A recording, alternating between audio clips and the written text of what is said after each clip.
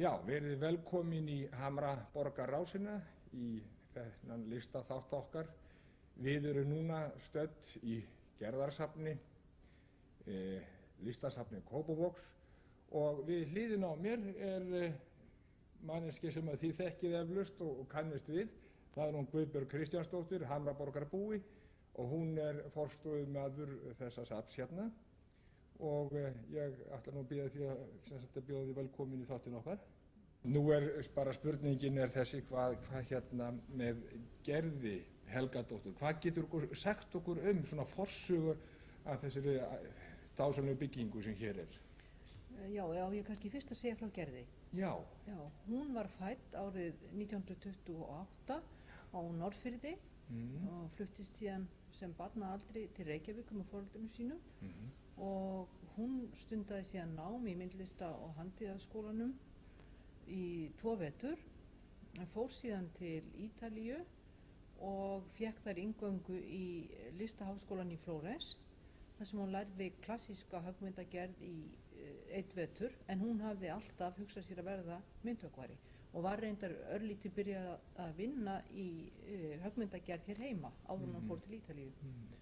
Nú þarna lærir hún sem sagt 1 vetur í Flórens, klassíska höggmyndagerð, en henni fannst skólinn vera gamaldags og þessi klassíska list væri kannski, svona liðin, hennar tími væri liðin, og þess vegna ákvað hún að fara til Parísar, þar sem hún var í 2 ár við nám í einkaskóla sem heitir Académie de la Grande Chaumière, og þar var kennari hennar Sadkin, en hann var einn af frumkvöðlum kúbismans, það að segja kúbismans í höggmyndum. Þannig að Gerður, hún semst í 2 ár við nám hér heima, 1 í Flórens og 2 í París. Nú eftir það, þá fer Gerður náttúrulega, eins og lög gerir ráð fyrir að vinna sjálfstætt, og þá kynnist hún abstrakt listin í París og fer að vinna abstrakt verk. Og þessi verk sýnir hún hér á fyrstu einkasýningu sinni hér heima árið 52 í gamla listamannaskálanum sem stóð við hliðina á Alþingishúsinu.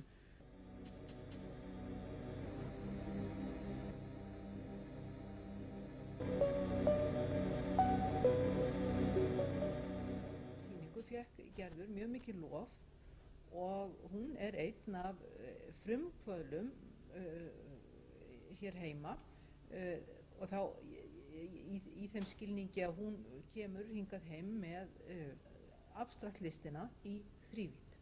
Í þrívídd? Já, sem sagt að hún sem sagt fer að gera abstrakt verk, ekki máluð heldur í þrívídd, og hafði áhrif, sem mjög óvanlegt, hafði áhrif á Ásmund Sveinsson og þá bræður Jón og Guðmund Benediktssyni.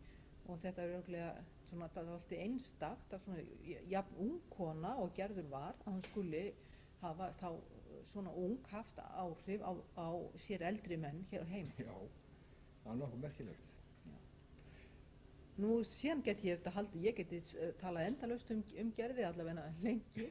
Já, því að hún hún heldur svo áfram að vinna allt, og það alltaf sem sagt þrívíð list eða höggmynda gerð sem á huganar allan. Hún leit þetta fyrst og fremst á sig sem myndhöggvara og hún heldur áfram að vinna í því, og hún tekur að gera síðan verk úr járnþráðum sem hún loggsýður. Hún var mjög flinkur loggsuðumaður, hún var alveg hreint á við besta karlmann í því, alls ekki síður. Járnsmiður kannski? Já, hún var það, hreint feikna góð í öllu handverki, og loggsauð bara alveg eins og færasti karlmaður. Og þegar hún fer að vinna þessi járnþráðaverk, þau sýnur svo í Bogasalnum árið 55.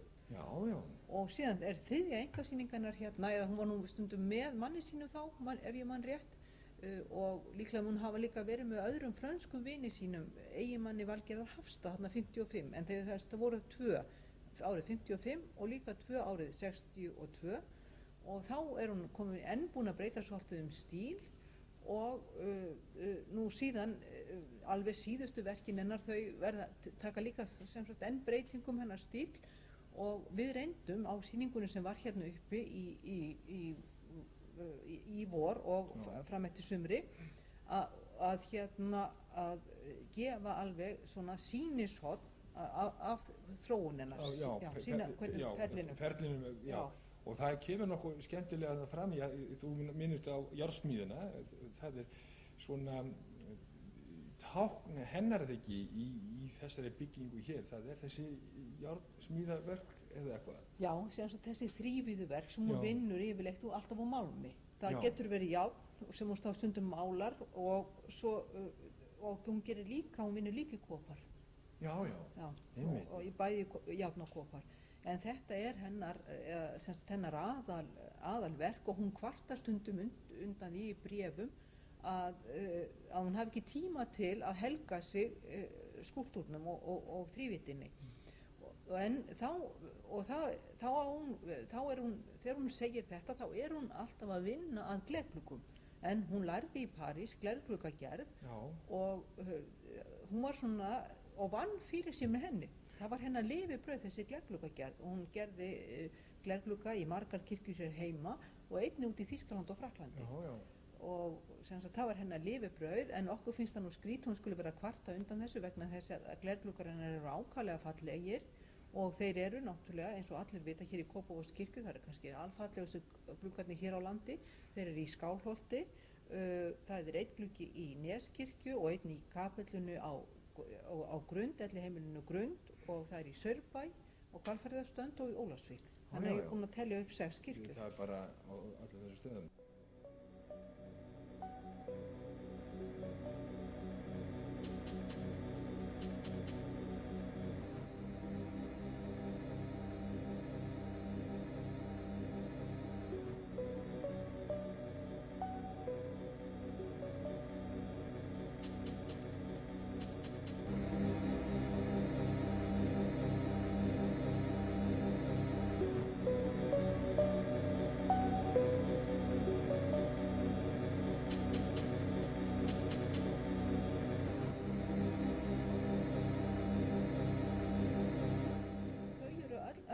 Allir þessi glergluggar eru unnir á glergerðarverkstæði Oidmann-bræðranna í Þýskalandi, en það stendur á mjög gömlum merg og það verkstæði hefur verið í eigu sömu fjölskyld og það búið að gera glerglugga í 150 ár. Allt unnið þar, og þegar safnið var vígt þá færðu bræðurnir safninu að gjöf glugga eftir gerði sem verður þá gerður eftir vinnutekningum sem eru í safninu. Þannig að það bætist enn einn gluggi í safnið.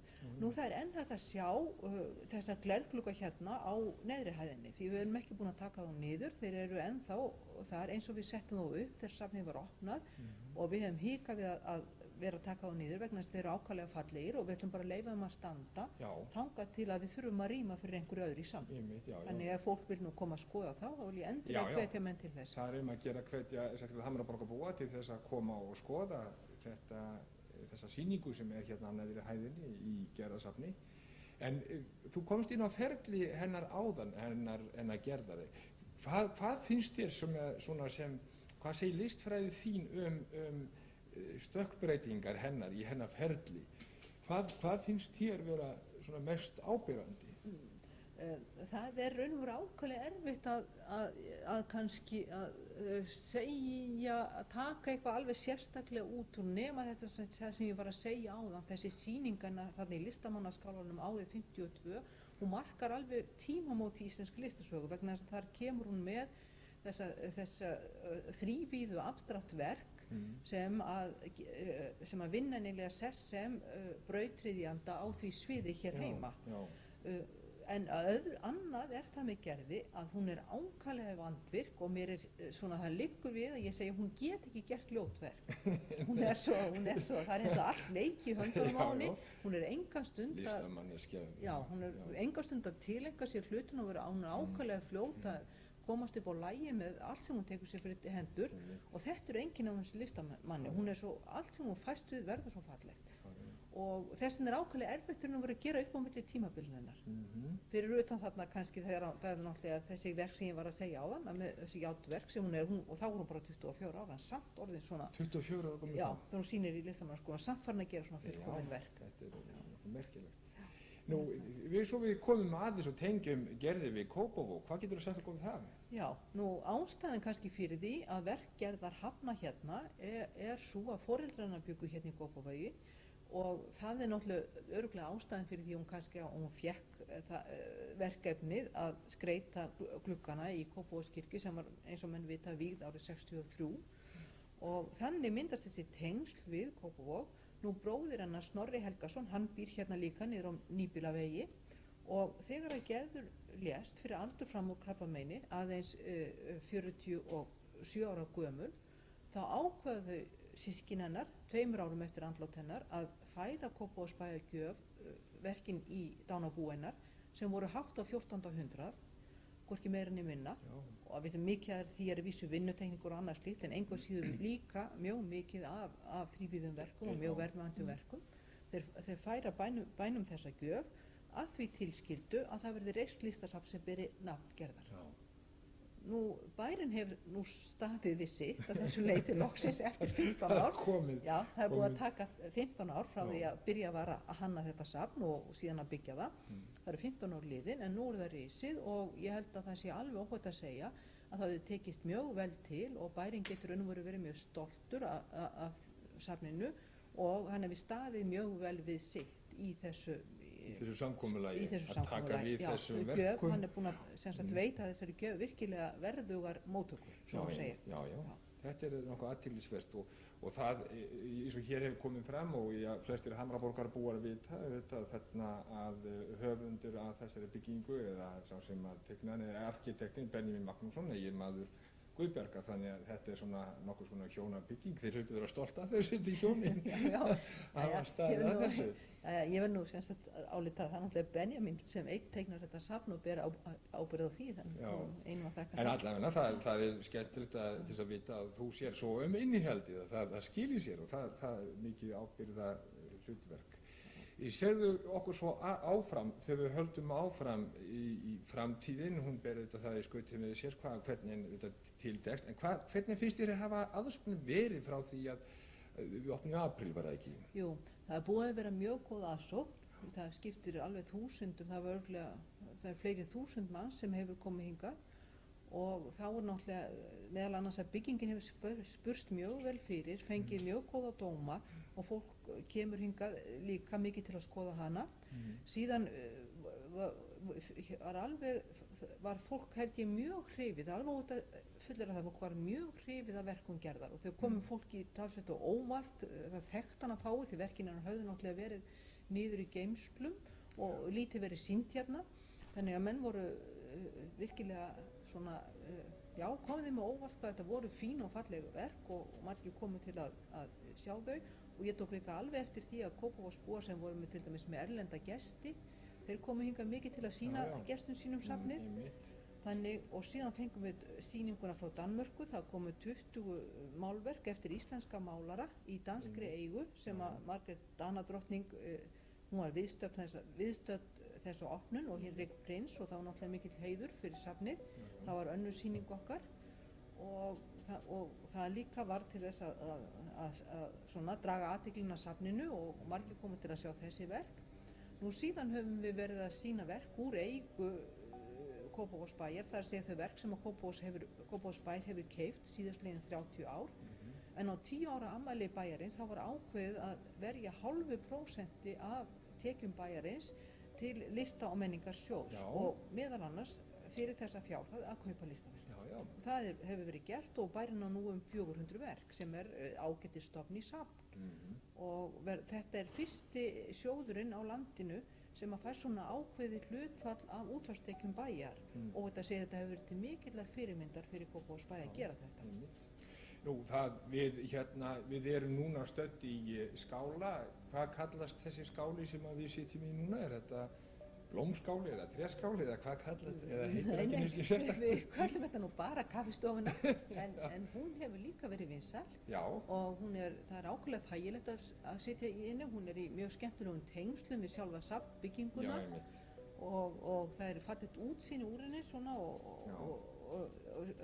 hérna í suður og líka sérstaklega í austur. Þetta er mjög þægileg og skemmtileg kaffistofa og hún er talsvert vel sótt. Já. Og ég vil eindregið hvetja menn að koma hingað og fá sér kaffisopa. Já. Því það er mjög notalegt að koma hér og sittast niður og fá sér kaffi og svo kannski ganga upp í salina og sjá hvað við erum að sýna.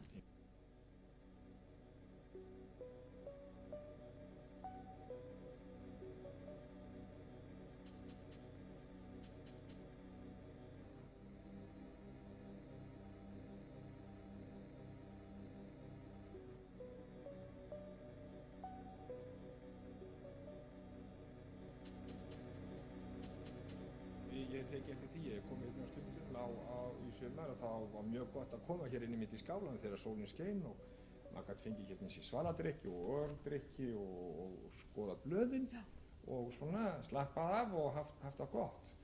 Kaffi og tertur eru og núna helgina þá voru opnað sýning Kristínar Þorgeirsdóttur. Það eru vatnslitamyndir, mjög fallegar og svona myndir sem að fólk hefur yfirleitt mikla ánægju að skoða. Já, ég hef með þessa vatnslitamyndir. Sýningin hún er undir nafninu Fjalladans. Já, hún hefur núna á undanförnum 2-3 árum ekki verið að mála fjöll og nefnir því myndina Fjalladans.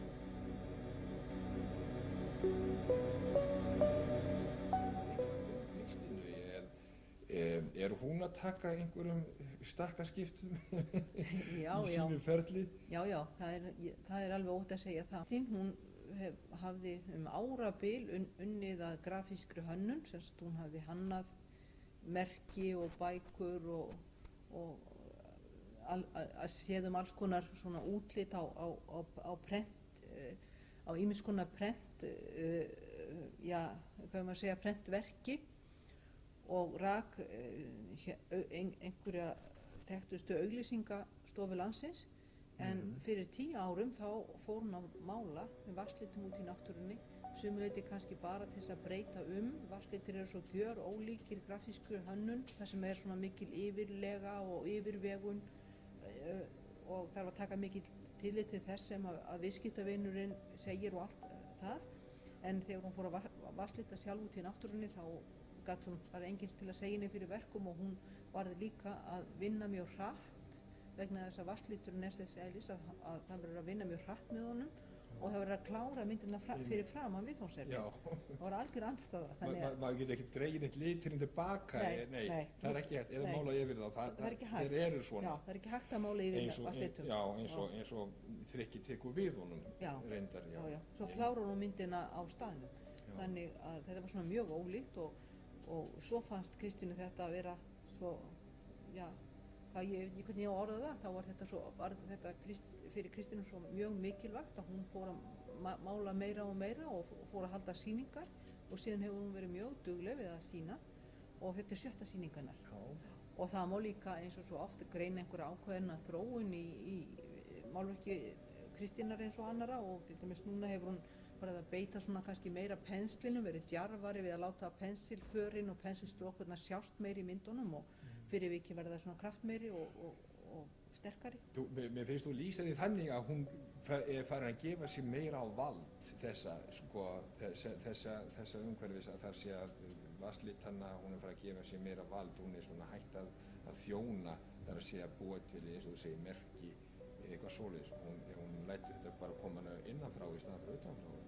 Já, hún er svona alltaf djarfari, kannski djarfari í því að mála og semst það má segja þetta er náttúrulega alveg 2 aðskildir heimar, annars vegar hönnunin og svo vatnslitirnir og þannig að hún hefur einlega kannski meira horfið frá hönnuninni og farið út í vatnslitin. Mjög fróðlegt að koma hérna og skoða safnið og þá leið Kristínu Þorgeirsdóttur.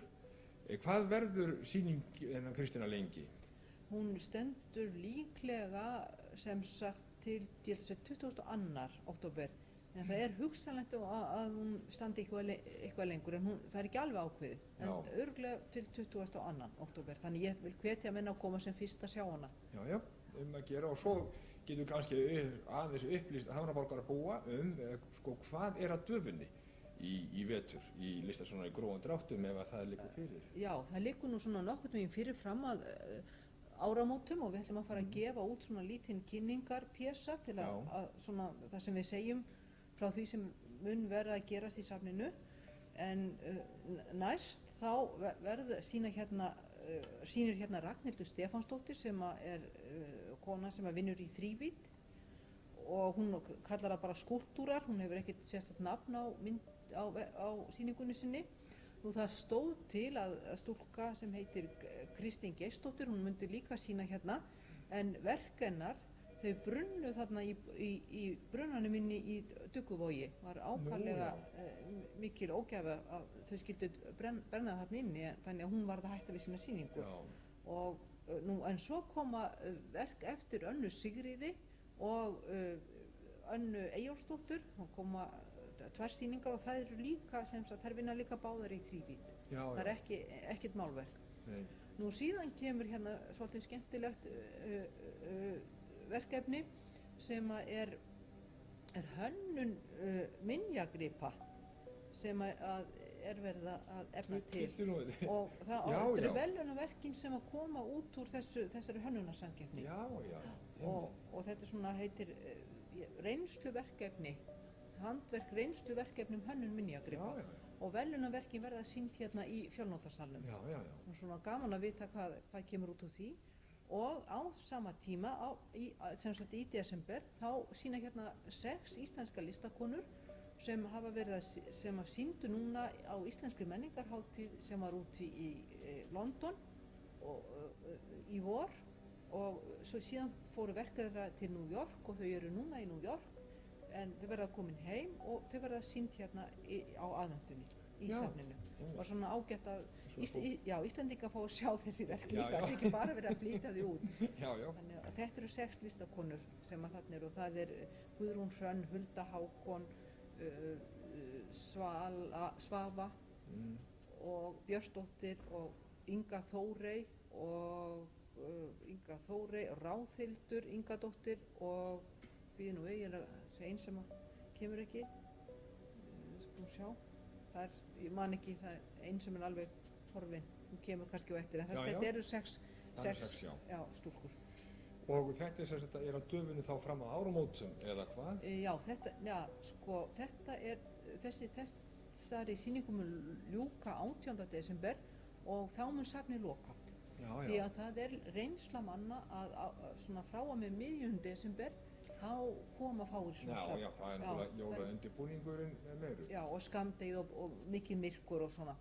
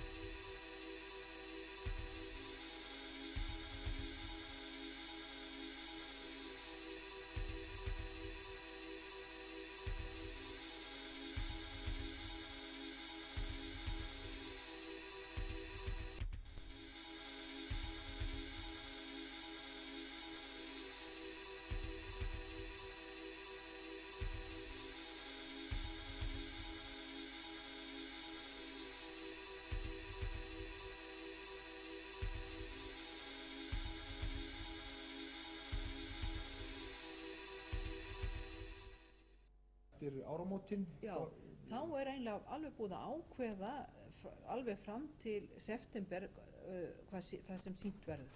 Það er búið að ganga frá því, en ég veit ekki hvort ég á að fara að segja frá því núna, það er kannski full mikið. En hvenær opnuð þið eftir jólin eða áramót? 7. janúar. 7. janúar sem opnað. Já. Þú nefndir þarna nafna á þessum sal hérna niðri, þar sem að gler listaverkin eru. Hvað heitir sá salur?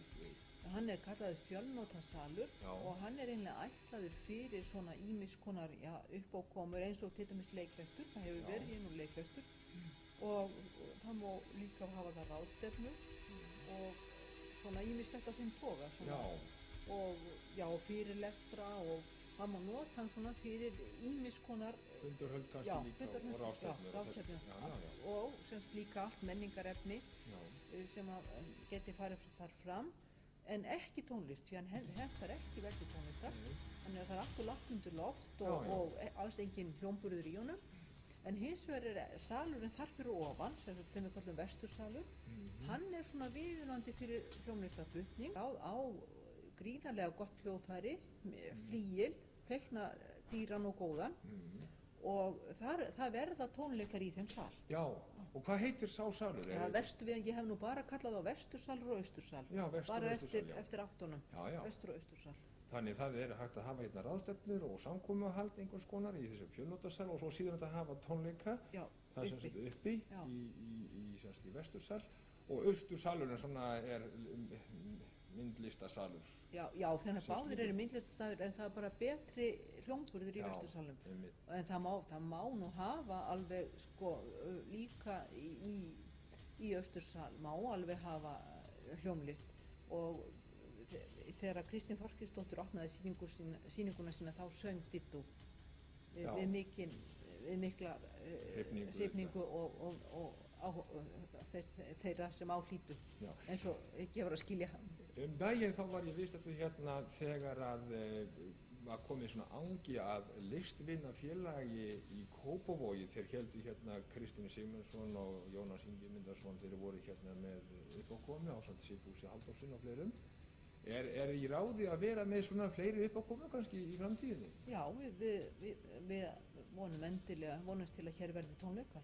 Bæði sem sagt kannski tónleikar sem að safnið beinlínis beitir sér fyrir og svo líka kannski tónleikar sem að tónlistarmenn leigja salinn til að halda eigin tónleika. Það verður hvort tveggja. Það verður hvort tveggja, já. Þannig að þetta verður mjög spennandi. Þetta að lokum þá kannski hefur þú kannski einhverja við að bæta varðandi opnunartíma fyrir hérna bæjarbúa og þá ekki síður Hamraborgarbúa, hvenær þeir geta komið hérna? Já, það er að gera að segja frá því, en safnið er opið 12 til 6 alla daga nema mánudaga, þá er lokað. Það er alltaf 12 til 6 alla daga nema mánudaga og kaffistofan er opin á sama tíma. Þannig að ef fólki er nýkomið kirkju þá getur það komið hérna 12 ef það nýkur upp úr hátteginu. Já, það er hægt að fá sér snart hérna 12-leitið. Já. Ég vona að þetta hafi komist í skila inn í stofu ykkar hérna í Hamraborginni og við þökkum svo kærlega fyrir Guðbjörg, fyrir viðtalið og segjum þessu lokið að sinni. Verið sæl.